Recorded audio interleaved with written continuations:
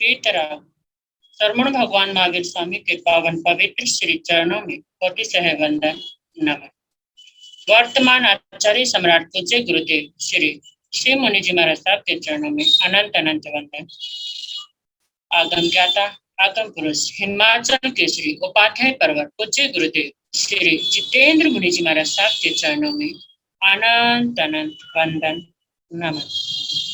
Online education के प्रणेता संघ से तो उपाध्याय पर्वत पूज्य गुरुदेव श्री रविंद्र मुनि जी महाराज साहब के चरणों में कोटि सह वंदन। ऑनलाइन एजुकेशन में पधारे हुए सभी गुरु भगवंत एवं गुरुनितुल्य समस्त महासाधु ग्रंथ के चरणों में वंदन नमन। आज ज्ञानदाता आगम प्रदाता पूज्य गुरुदेव श्री जी की प्रत्यक्ष वंदना का लाभ ले रहे हैं वात्सल्य वारिधि उप प्रवर्तनी गुरनी मैया श्री मंजू ज्योति जी महाराज साहब आदि ठान।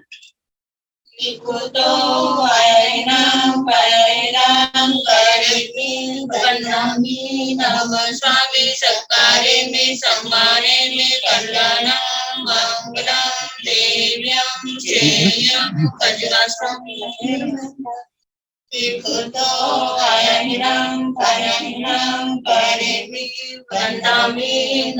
स्वामी सत्कारे में सम्माने में कल्याणं मंगलम देव्यं श्रेयं कजगास्वामी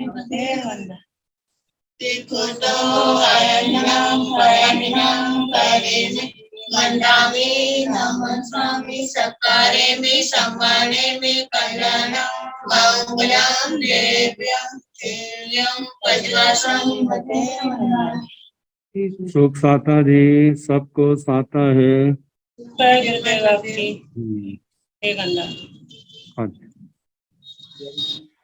यह आगम वाचना निरंतर व निर्बाध गति से चलती रहे, इस हेतु सभी तपस्वी अपना अपना सहयोग दे रहे हैं। आज की तपस्या उपाध्याय पर्वत अनियोग प्रवर्तक श्री कन्हैया लाल जी महाराज साहब कमल के सुशिष्य तपो के श्री श्री संजीव मुनि जी महाराज साहब उपवास शर्मणी सूर्या उत्तर भारतीय प्रवर्तनी डॉक्टर साध्वी श्री सरिता जी महाराज साहब की सुशिष्या घोर तपस्वी डॉक्टर साध्वी श्री शोभा पिंकी जी महाराज साहब उपवास श्रमणी गौरव प्रज्ञा ज्योति डॉक्टर साध्वी श्री शिवाजी महाराज की सुशिष्या साध्वी डॉक्टर साध्वी श्री शैली जी महाराज साहब साध्वी श्री सुचेता जी साध्वी श्री शैलजा जी महाराज साहब उपवास महासाध्वी श्री करुणा जी महाराज साहब उपवास तप आराधिका साध्वी श्री हितांशी जी महाराज साहब उपवास। हम सभी तपस्वियों के तप की अनुमोदना करते हैं और उनके तप की सफलता पूछते हैं। अब हम पूज्य गुरुदेव श्री जी से करवत प्रार्थना करते हैं कि आप अपनी अमृतमय वाणी से हमें कृतार्थ करें। पधारे गुरुदेव मथेड़ वंदन सत्ता गुरुदेव। हाँ जी हाँ जी।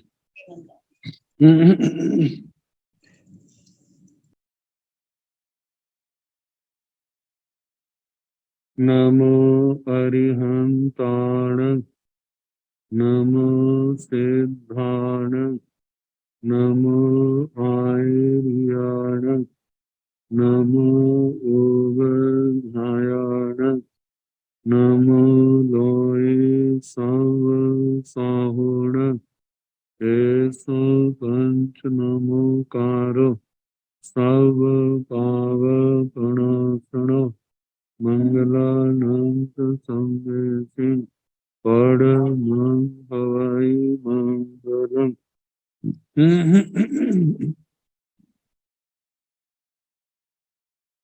जिन शासन जिन वाणी सदा जय बंधु श्रमण संग सदा अविचल मंगल हो। मुक्ति को प्राप्त श्रमण भगवान महावीर स्वामी उनकी परम पावन कल्याणी भागवती वाणी वाचक प्रमुख श्री इंदर भूति गौतम आदि गणधर भगवंत युग प्रधानाचार्य परम पूज्य श्री सुधर्मा स्वामी जी महाराज उनकी परम पावन पाठ परंपरा वर्तमान आचार्य ध्यान योगी परम पूज्य श्री शिव मुनि जी महाराज एवं गुरुजन सबके पावन चरण स्रोतों में मेरा अनंत अनंत बार वंदना नमस्कार।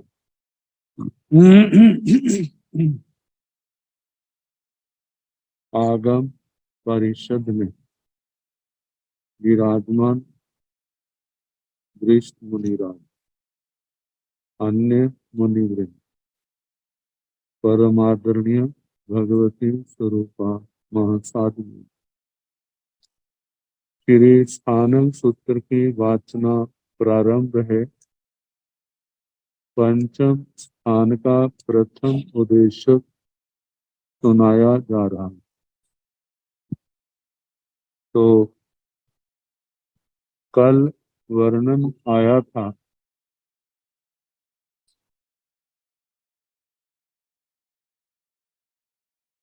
महानिर्जरा के 5 कारण,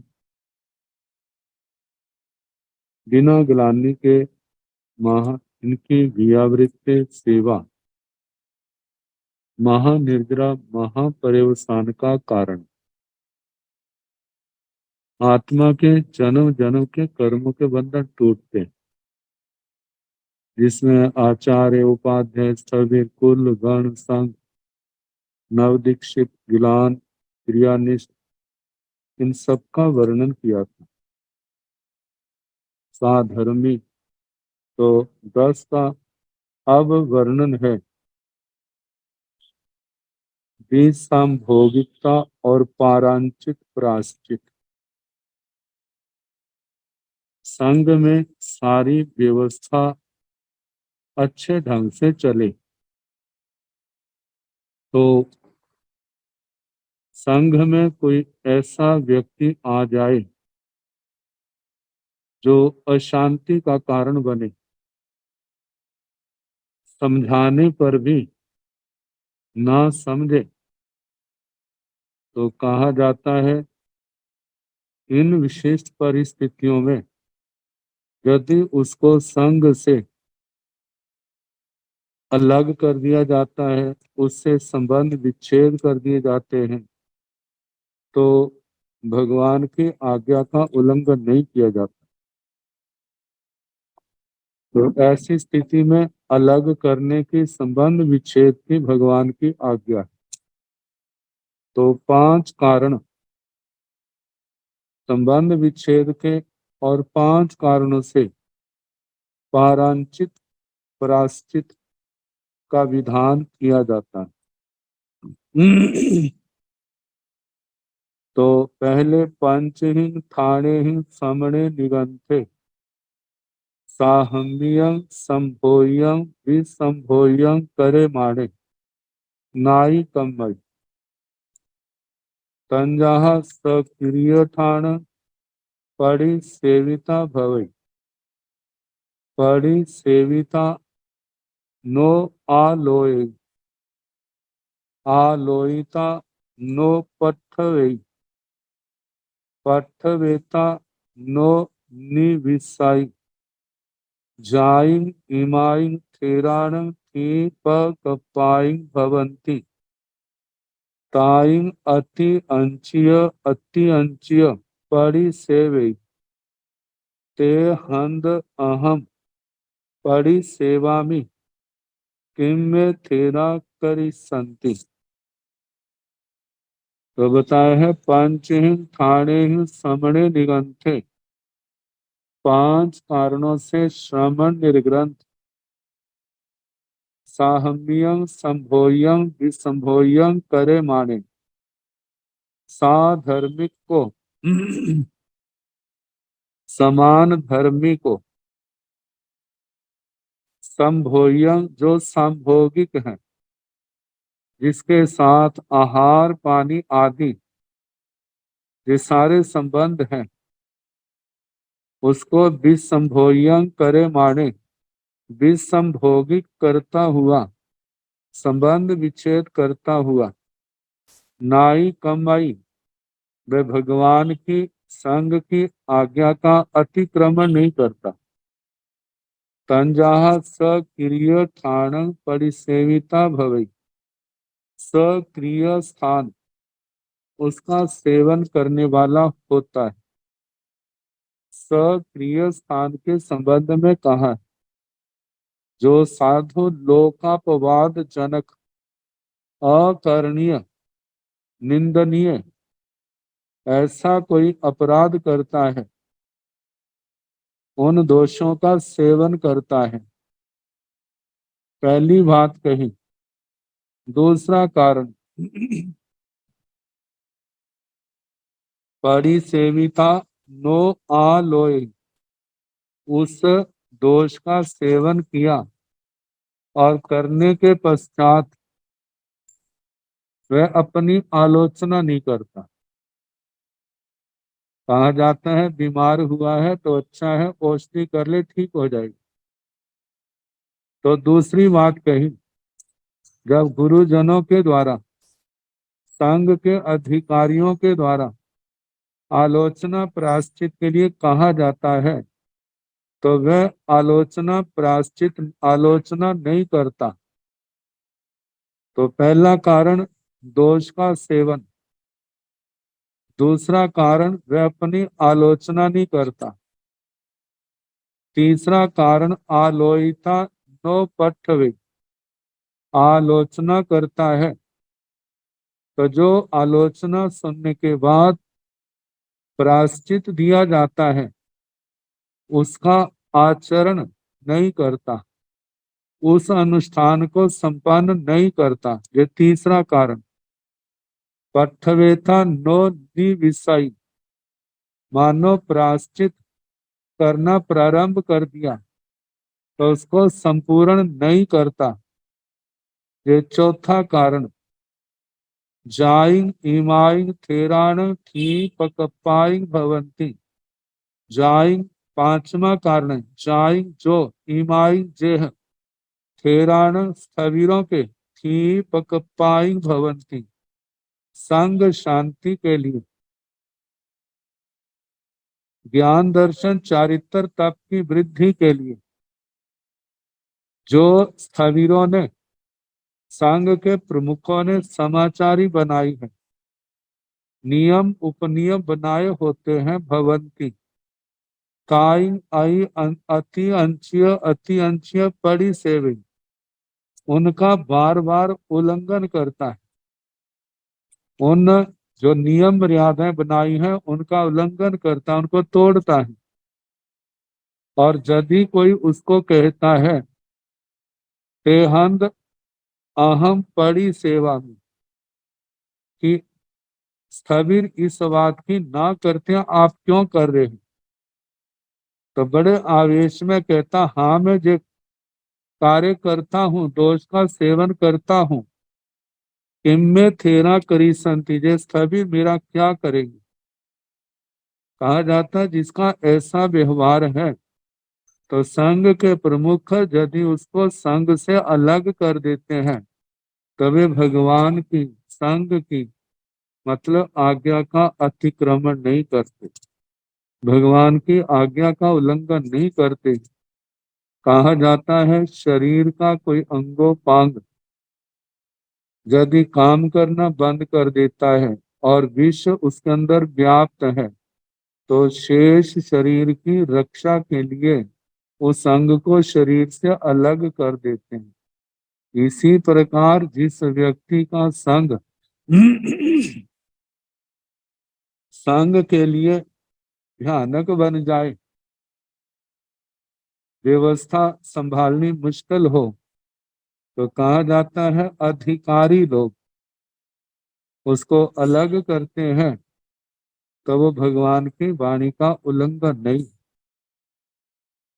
तो अब दूसरा बताया है पंचहिंग ठाणे समणे निगंथे साहमियं पारंचियं करे माणे नाई कमाई तंजहा सकुले वसाई सकुल स भेदाय अभ्युठिता भवई गणे वसाई गणस भेयाय अभ्युठिता भवई हिंस पेहि छिद पेहि अभिक्षणं पसीनाय नाई पुंजिता भवई।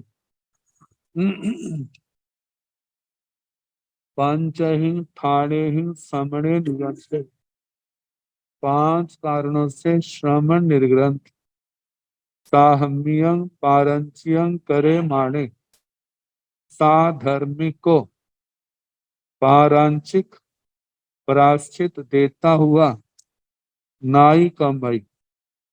वे भगवान की आज्ञा का अतिक्रमण उल्लंघन नहीं करता। संजहा जैसे के सकुले वसई, जो साधक जिस कुल में रहता है, सकुलस भेदाय अभ्युत्थिता भवई, अपने कुल के अंदर ही भेद डालना, फूट डालना। तो कहा ऐसा जो करता है, अभ्युत्थिता भवई, कुल में भेद डालता है, फूट पैदा करता है, पहला कारण। दूसरा गणे बसाई, गणस ध्येयाय अभ्युत्थिता भवई, गण में रहता है, जिस गण में रहता है उसी गण के अंदर भेद डालने का प्रयास करता है, फूट डालता है। तीसरा कहा है हिंसा पही, हिंसा पही हिंसा प्रेक्षी, जो साधु किसी गृहस्थ या साधु की हत्या का षड्यंत्र रचता है। सिद्ध पही, जो साधु किसी को मारने के लिए सिद्ध देखता है, घात समय की इंतजार करना, ये सारा ही राग द्वेष कषायों की उग्रता के कारण होता है। जब कोई भारी कर्मी आत्मा अपने पूर्व कर्मों के उदय से प्रभावित होता है, तो उस समय व्यक्ति क्या नहीं कर जाता।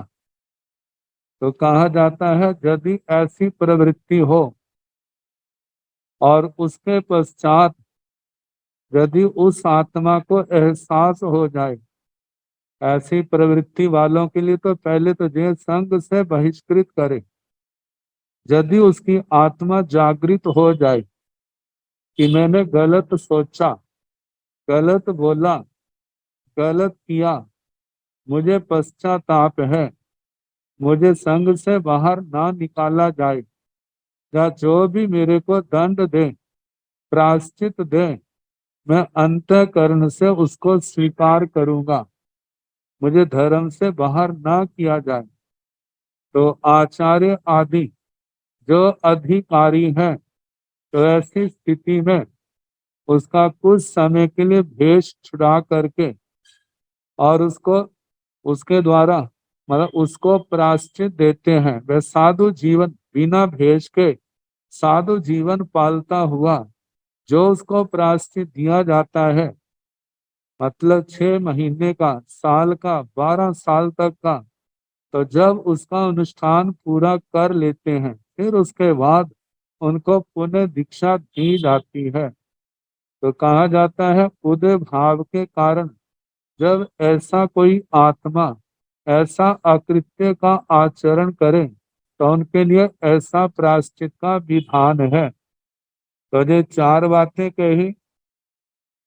पांचवी बात, जो साधु सावध्य पाप सहित अनुष्ठान के विषय में असंयमी से पूछताछ करता ही रहता है, मतलब सावध्य बातें जो साधु जीवन से सर्वथा विपरीत है, साधु जीवन को पूर्णतः नष्ट करने वाली है, ऐसे प्रश्नोत्तर, ऐसी विद्याएं, ऐसे कार्य करना लोकेशना के अंदर फंस करके, तो जब पहले तो गुप्त तरीके से करता है, लेकिन जब प्रकट हो जाता है तो संघ की भी हीलना होती है। तो उस समय आचार्य भगवान या संघ के प्रमुख जो हैं, इन बातों को देखते हुए उसको संघ से बहिष्कार, यदि उसको पश्चाताप हो तो जो 10 प्रकार के प्रायश्चित में 10वां प्रायश्चित है वो दिया जाता है।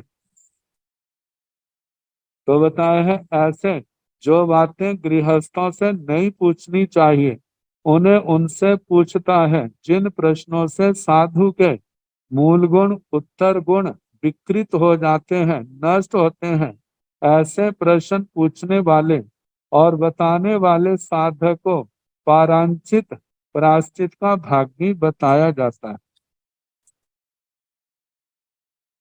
तो अभिक्षण पसीनायनाई प उंजिता भवई, अभिक्षण बार बार, पसीनायाई ऐसे सावध्य प्रश्न, हिंसाकारी पाप मूलक प्रश्नों का बार बार प्रयोग करता है, पूछता है, उत्सर प्रवृत्ति करता है, समझाने पर रोकने पर भी रुकता नहीं है। तब ऐसी स्थिति में आचार्य आदि के लिए मतलब ये है कि उसको संघ से बहिष्कृत किया, बाहर किया जाए। यदि उसको एहसास हो तो बाद में शुद्धिकरण के लिए पारांचित तप का विधान किया जाता है। तो बताया संघ से अलग करने के 5 कारण और पारांचित तप प्रायश्चित देने के भी 5 कारण कहे। अब इसके आगे संघ में कलेश का कारण क्यों होता है और शांति के कौन से कारण।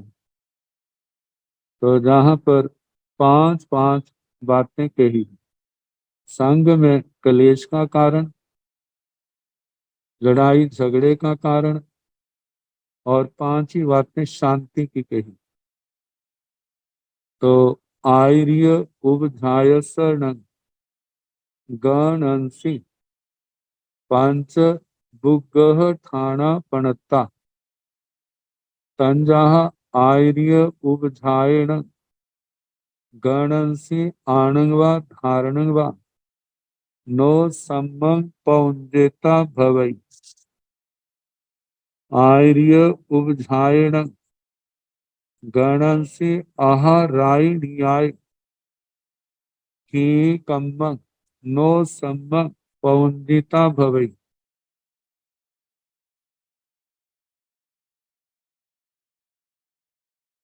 आर्य उपजाए जे सुत पज्जव जाए धारेंति ते काले नो सम्मं मणु पवाइता भवई। आर्य उपजाए गणंसी गिलान सेह व्यावचन नो सम्मं मब्बुठिता भवई। आर्य उपजाए गणंसी अनापुच्छ्य चारी जावी हवई नो आपुच्छ्य चारी। आर्य उपधायसन गणंसी पंच अब्बुगह ठाणा पणता तंजाहा आर्य उपधाय गणंसी आणंगवा धारणंगवा सम्मं पौंजिता भवई। एवं आहारायण्याय सम्मं एकम्मं पौंजिता भवई। आर्य उपझायण गणंसी जे सुत पज्जव जाय धारे ते काले काले सम्मं अनुपवा इत्ता भवई। आर्य उपझाय गणंसी गिलान सेह व्यावच्छं सम्मं अभ्युठिता भवई। आर्य उपझाय गणंसी आपुच्छ्य चारी जाभी भवई नो अनापुच्छ्य चारी।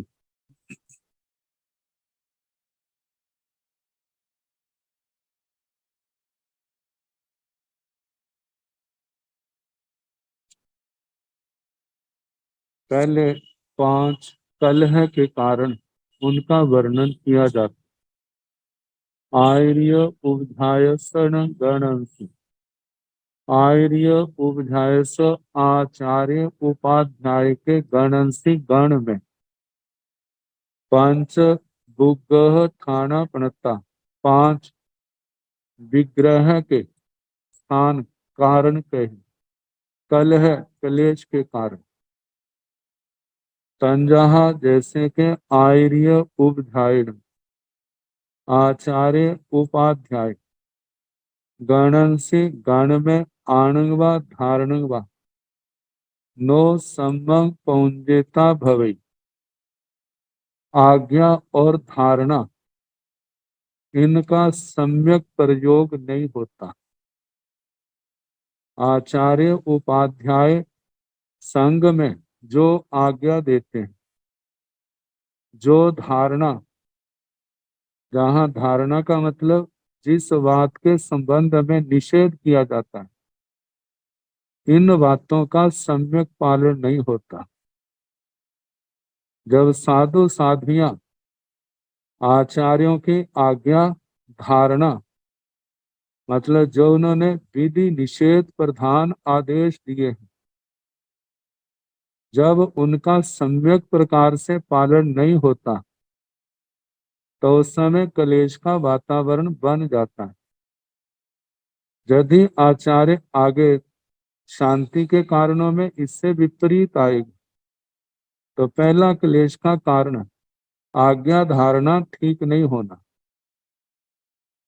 दूसरी बात है आर्य उपझायण गणंसी आहा रायणीयाय के कम्मंग नो सम्मंग पौंजिता भोई। आचार्य उपाध्याय गण में आहा रायणीयाय दीक्षा क्रम से कम्मंग कृति कर्म मतलब वंदना व्यवहार नो सम्मंग पौंजिता भवे सम्यक प्रकार से प्रयोग नहीं होता। मतलब कई बार कितने छोटी दीक्षा वाले अपने से बड़ी दीक्षा वाले को वंदना नहीं करते, तो उस समय आचार्य उपाध्याय आदि जो अधिकारी गण है तो वो पूछते हैं क्या कारण है, आप इनको वंदना क्यों नहीं करते? तो वह उसका कारण बताता है। जब कारण बताते हैं तो गुरुजन जिसको वंदना नहीं की जाती उनको बुलाते हैं, बुला करके उनसे पूछते हैं क्या बात है, क्या कारण है, इसने जो कारण दिया है। तो वह अपनी सफाई देता है।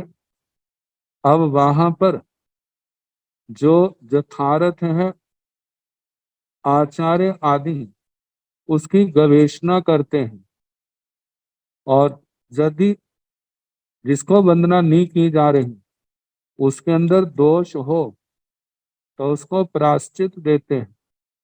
यदि दोष नहीं है तो जो वंदना नहीं करता उसको कहा जाता है कि आपने जो आरोप लगाया वो यथार्थ नहीं है। यदि आप वंदना आदि ठीक नहीं करते हैं तो उसके कारण या तो हमारी आज्ञा में रहना है तो आपको जो वंदना व्यवहार करना होगा। यदि आप नहीं करते हैं तो फिर आपको आज्ञा से बाहर किया जाएगा। तो कहा जाता है जहां पर यह कृति कर्म सम्यक प्रकार से नहीं होता है तो वहां भी कलेश का कारण बनता है। तो ये दूसरा कारण। तीसरा कारण आर्य उपझाए जे सुत पज्जव जाय धारंती ते काले नो संबंग अनुपवाय इत्ता भवई। तीसरा कारण बताया आर्य उपझाए आचार्य उपाध्याय जे सूत्र पज्जव जाय धारंती जो सूत्र पर्याय प्रयोजन धारण करते हैं, मतलब जो सूत्र अर्थ धारण करते हैं, ते उन सूत्रों को अर्थों को काले समय पर नो सम्यक अनुपवा इत्ता भवई सम्यक प्रकार से वाचना आदि नहीं देते। कहा जाता है यदि आचार्य उपाध्याय आदि समय समय पर सूत्रों की वाचना देते रहे, साधु साधियां शास्त्र स्वाध्याय आदि में लगे रहेंगे। अब शास्त्र स्वाध्याय में लगे रहने के कारण अब कलेश आदि का समय ही नहीं मिलेगा, और वहां पर आत्म समाधि बनाने के लिए समता के सहन शक्ति के ही प्रसंग आते हैं। जीवन में कुछ पाना है तो ये सब कुछ सहना होगा। उन वाग्विरत की बातों से वो अपने आप को अलग कर लेते हैं। और शास्त्र स्वाध्याय में जिसमें वाचना, परीक्षना, परिवर्तना, अनुप्रेक्षा, धर्म कथा इनके बार बार करने से एक तो कर्मों की महानिर्जरा होती है, ज्ञान सुरक्षित रहता है, वातावरण में स्वच्छता रहती है। तो कहा जाता है जब संघ में, गान में, परिवार में वाचना, परीक्षना आदि जो स्वाध्याय है ये सम्यक प्रकार से नहीं होता है तो ये भी क्लेश का कारण बन जाता है। तो तीसरा कारण, अब चौथा कारण है आर्य उपझाए गणसी गिलान सेह व्यवचन नो सम्मंग अभ्युत्थिता भवे। आचार्य उपाध्याय गणसी गण में गिलान, गिलान सेह व्यवचन, गिलान गलान जिसमें रोगी तपस्वी आ जाते हैं और सेह नव दीक्षित आ जाते हैं, इनके प्रति दयावचम दयावृत्ति का नो सम्यक अभ्युत्थिता भवे, इनकी दयावृत्ति का सम्यक प्रकार से ध्यान नहीं रखते। तो ध्यान नहीं रखने का कारण भी संग में क्लेश का कारण बनता है। अब पांचवा कारण है आर्य उपझाए गणंसी अनापुच्छ्य चारी चाबी भवई। नो अनापुच्छ्य चारी, नो अनापुच्छ्य चारी।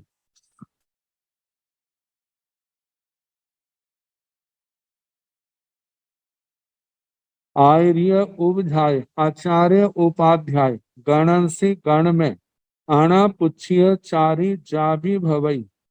नो आपुच्छ्य चारी, गण के अंदर जब किसी ने विचरण करना है तो आचार्य उपाध्याय की आज्ञा के बिना अपनी ही इच्छा से विचरते हैं। और नो आपुच्छ्य चारी, आचार्य उपाध्याय आदि से पूछ करके वे विहार आदि नहीं करते। तो अपनी इच्छा के कारण चलने से संघ में अव्यवस्था फैल जाती है।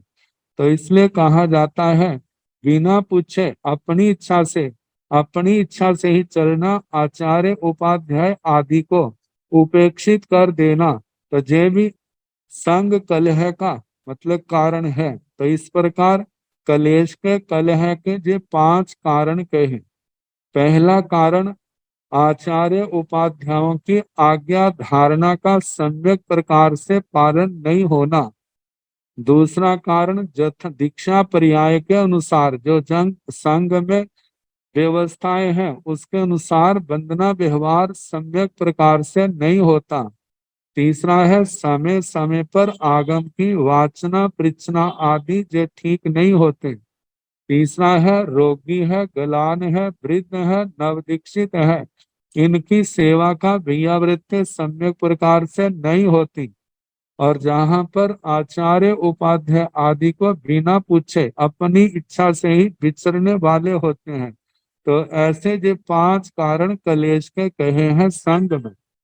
अब इसके आगे यदि ये पांच बातों का परिहार है, प्रत्येक बात का ध्यान रखा जाता है तो वही बातें फिर शांति का कारण बन जाती हैं।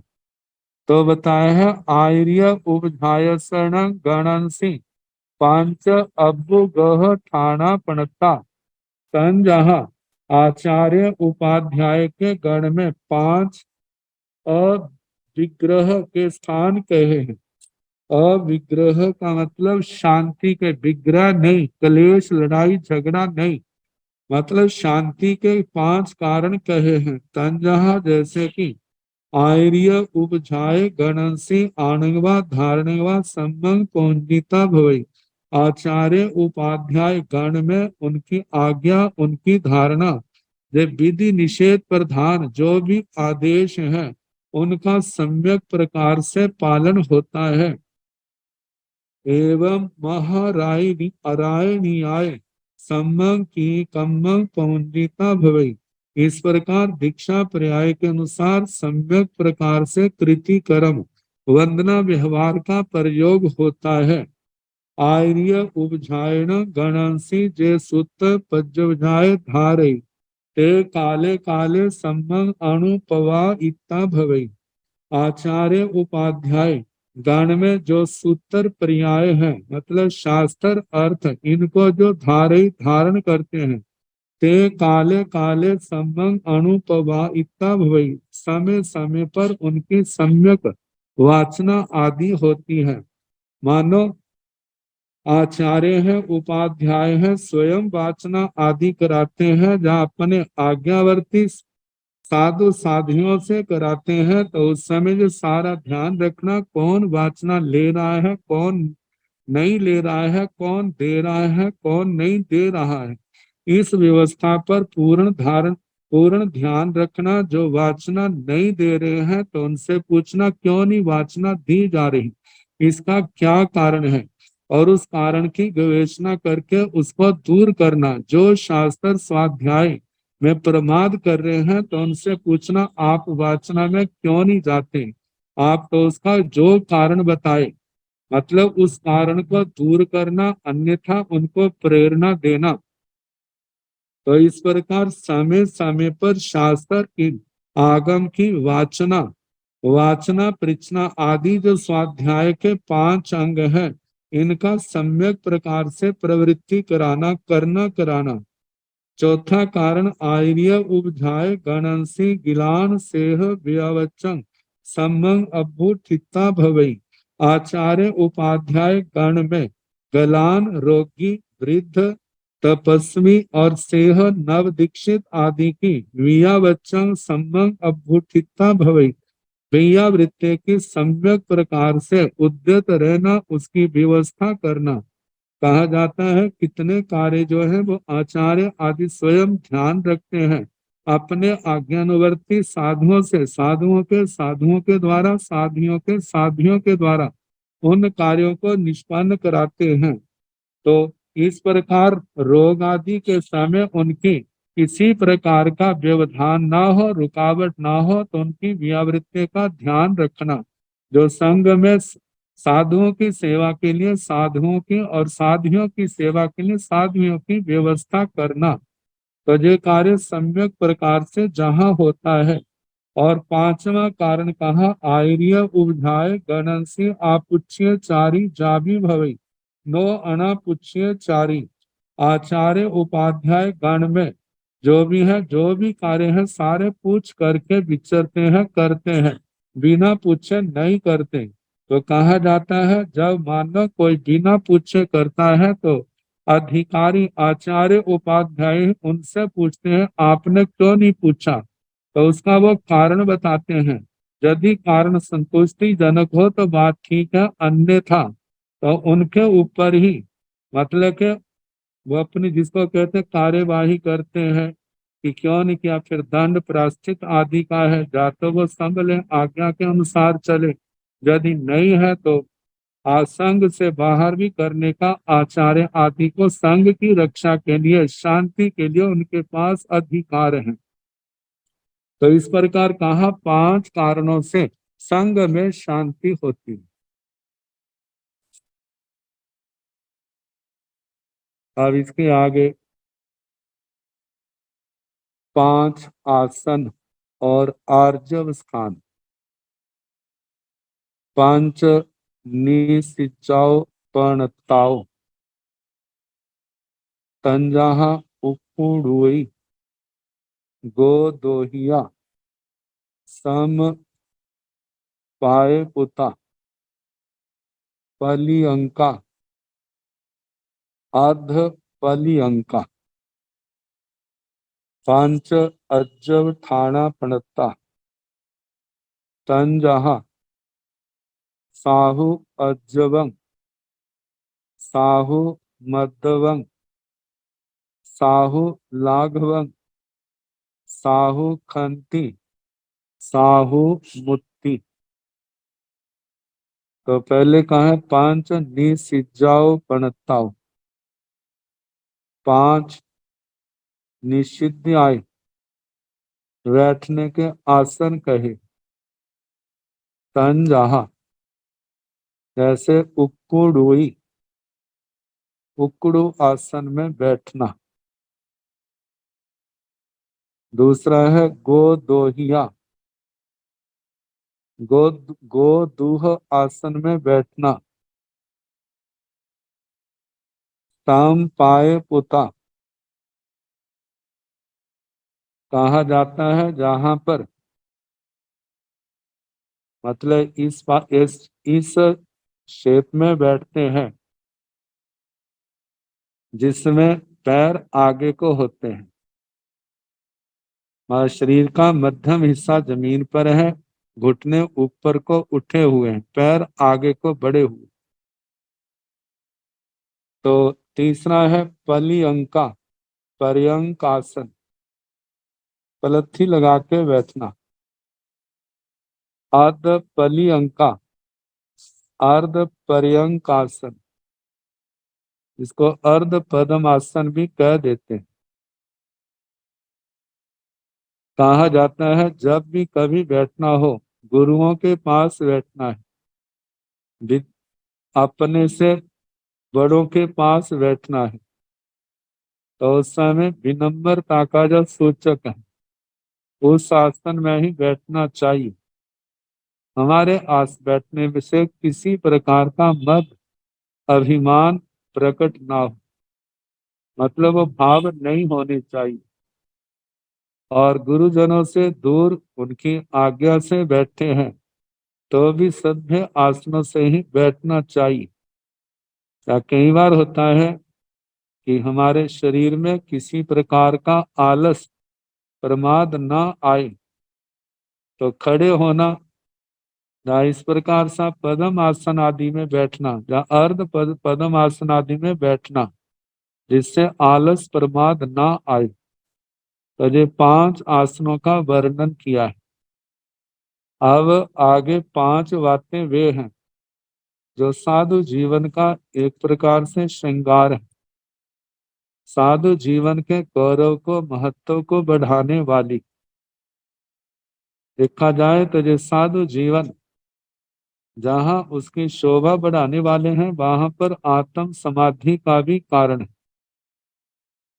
इतनी बार ऐसा होता है तप नियम तो बहुत किए जाते हैं लेकिन इन बातों के अभाव में आत्मा के अंदर समाधि भाव नहीं होता। तो भगवान फरमा रहे हैं पंच अज्जव ठाणा पणता, ये 5 आर्जव स्थान कहे। आर्जव वैसे तो जहाँ 5 जति धर्म का ही वर्णन किया है, खंति मुत्ति अज्जवे मध्यवे, लेकिन इन सब में प्रधान तो सारे ही हैं, लेकिन आर्जव का स्थान विशेष है। सरलता, किसी प्रकार की बनावट नहीं, किसी प्रकार का धोखा नहीं, सरलता रिजुता जिसके अंदर है। और कितनी बार शास्त्रों में आता है धर्म का यदि मूल देखा जाए तो वह सरलता के ऊपर साधुता का भवन टिका हुआ है। यदि साधुता के अंदर सरलता नहीं है तो कहा जाता है तो उसकी शुद्धि भी नहीं है। सो ही उज्जव भूयस, जो रिजु भूत है उसी की शुद्धि होती है।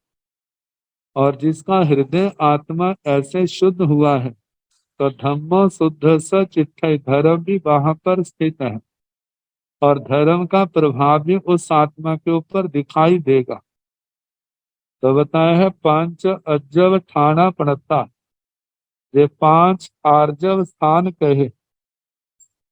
जैसे कि तंजहा, जैसे कि साहु अज्जवम, साधु आर्जव मतलब आर्जव रिजुता श्रेष्ठ है।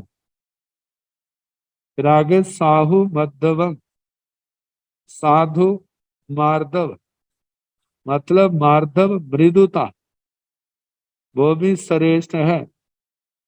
साहु लाघवम, लाघवता गौरव का त्याग, 3 प्रकार का गौरव है, रिद्धि का, रस का, साता का, उसका त्याग।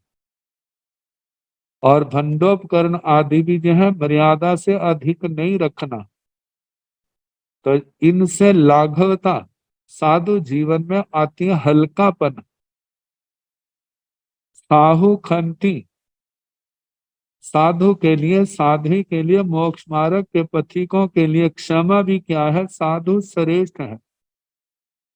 साहु मुक्ति, मुक्ति निर्लोभता, संतोष, जे भी मुमुक्षु वैसे हर प्राणी के लिए श्रेष्ठ है। लेकिन मोक्ष मार्ग के पथिकों की जो शोभा बढ़ाने वाले हैं, तो कहा जो निर्लोभता भी श्रेष्ठ है, साधु है।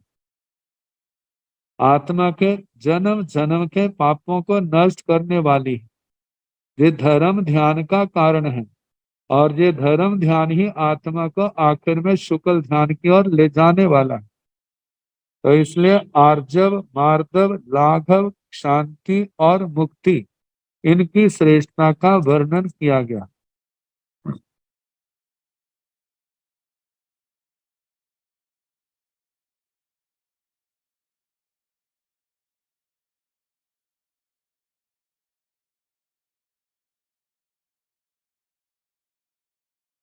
कहा जाता है इस सूत्र का दूसरा पक्ष, पहला तो आसनों का बताया, मार्दव, शांति आदि गुणों का विकास। जब साधक में आसनों आदि के माध्यम से शक्ति का भंडार बढ़ जाएगा, तो हो सकता है उस समय उसके स्वभाव में उग्रता आ जाए और वह अपनी तप शक्ति का दुरुपयोग करने लगे। इसलिए शास्त्रकार कहते हैं तप शक्ति का संचय करने के अनंतर साधक का स्वभाव कैसा होना चाहिए, मतलब कोमल स्वभाव, क्षमाशील, शांत, क्रोध और अहंकार के भार से मुक्त रहना, और मुक्त रह करके अपने आप को सामान्य साधक समझना। अपने आप के अंदर ये भूतनी पालने में बड़ा बन गया, मेरा स्थान ऊंचा हो गया। कहा कि उत्तम श्रेष्ठ की निशानी ही यही होती है कि वो अपने आप को सामान्य समझते, और यही बात उनके आत्म समाधि का कारण होता है, आत्मा को ऊंचा उठाने वाली होती है। तो इन्हीं 5 बातों के माध्यम से भगवान ने संदेश दिया है। यदि तप आदि के द्वारा हमारे अंदर शक्तियां आती हैं, तो उनको अंदर पचा करके रखना, किसी प्रकार का भी अहंकार आदि दोष ना आए। यदि अहंकार आदि दोष आए तो हमारी सारी मेहनत के ऊपर पानी फेर देंगे और इस आत्मा को संसार के कुएं में गिरना पड़ेगा। ऐसा ना हो। हमारे तो जन्म जन्म के कर्म कटने चाहिए। इस साधना के मार्ग के अंदर आए हैं तो संसार से मुक्त होना है, ना कि इन दोषों के अंदर गिरना है। तो यदि इन बातों का ध्यान रखा जाता है, खंती मुत्ती अजबे मदबे लागवे का, तो क्या है, आत्मा का फिर पतन जो है कभी होगा नहीं, क्योंकि उसने पतन के मार्गों को रोक दिया है, बंद कर दिया है। अब इसके आगे पंच बीहा जोइसिया पणता तंजहा चंदा सूरा गहा नखत्ता ताराओ। पंच बीहा देवा पणता तंजहा भविय दब देवा, नर देवा, हम देवा, देवा ही देवा, भाव देवा। जहाँ पर 2 प्रकार के देवताओं का 2 प्रकार से वर्णन किया है। पहले पंच बीहा ज्योतिषिया पणता, 5 प्रकार के ज्योतिषी देवता कहे। तंजहा जैसे के चंदा चंद्र, सूरा सूर्य, ग्रहा ग्रह, नखत्ता नक्षत्र, ताराओ तारे। मतलब ये 5 प्रकार के हैं जो आकाश में हमारे को दिखाई देते हैं, वे विमान है। और विमानों में रहने वाले देवी देवता जो है वो ज्योतिषी कहलाते हैं। तो ये 5 प्रकार के देवता। अब इसके आगे का है पंचमीहा देवा प्रणता, 5 प्रकार के देव कहे जो दूसरे प्रकार से। तंजहा भव्य दव देवा, जैसे कि भव्य द्रव्य देव। नर देवा, नर देव। धम देवा, धर्म देव। देवा ही देवा, देवादि देव। भाव देवा भाव देव।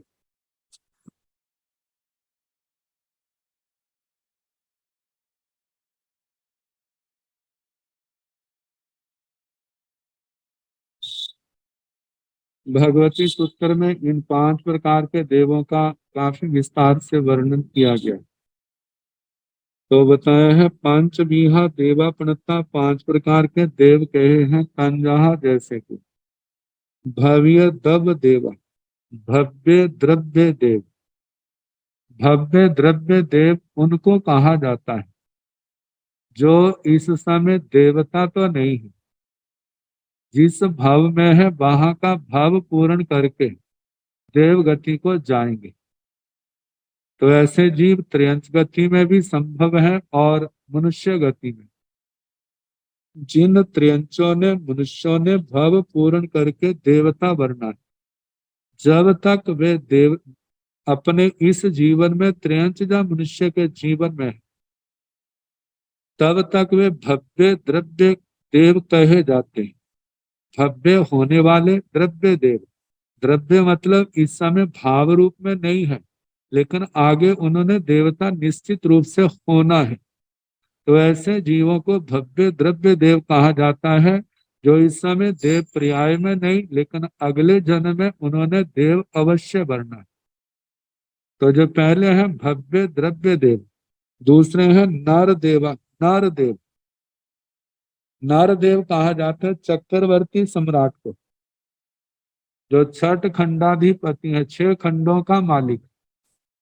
चक्रवर्ती सम्राट के लिए नर देव शब्द का प्रयोग होता है। तीसरा है धर्म देवा धर्म देव। भगवान से पूछा है धर्म देव कौन है, तो कहा जाता है कि साधु जीवन का पालन करने वाले साधु साध्वियां। साधु साध्वियां अणगार भावित आत्मा, उनको धर्म देव कहा जाता है।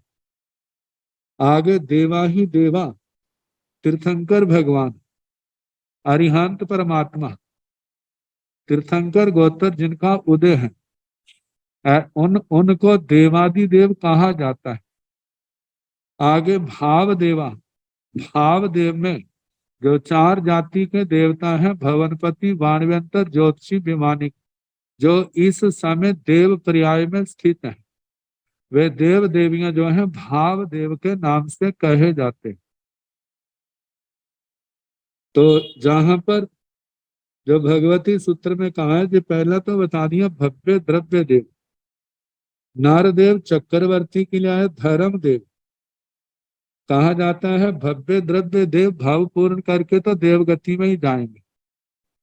नारदेव जो चक्रवर्ती सम्राट है, यदि चक्रवर्ती पने में काल करे तो नियम से नरक में जाते हैं, और यदि संयम ले लेते हैं तो कर्म क्षय होने पर सिद्ध गति, यदि कर्म क्षय नहीं होते तो वैमानिक देवलोकों में जाते हैं। जो धर्म देव हैं, इनमें कहा जाता है जिन्होंने केवल ज्ञान केवल दर्शन पा लिया है, वे तो सिद्ध गति को जाएंगे। जिन्होंने केवल ज्ञान केवल दर्शन नहीं पाया, वे देवगति को जाने वाले होते हैं। और देवादि देव हैं, इनकी नियम से सिद्ध गति है। भाव देव जो देवगति को प्राप्त है, अब इन सब का अलग अलग है। भवनपति वाणव्यंतर ज्योतिषी, पहले दूसरे देवलोक तक के देवता देवता देवियां, ये मनुष्य भी बन सकते हैं, पंचेंद्रिय त्रंच भी बन सकते हैं, और इनमें से जीव पृथ्वी पानी वनस्पति में भी आ जाते हैं। बादर पृथ्वी पानी वनस्पति। तीसरे देवलोक से लेकर 8वें देवलोक तक के देवता जो है वो मनुष्य भी बन जाते हैं, और उनमें कितने पंचेंद्रिय त्रंचों में भी जन्म लेने वाले होते हैं। 9वें देवलोक से लेकर 26वें देवलोक तक के जो देव हैं, वो नियम से मनुष्य गति को ही प्राप्त करते हैं। तो इस प्रकार ये 5 प्रकार के देवताओं का वर्णन हुआ। अब इसके आगे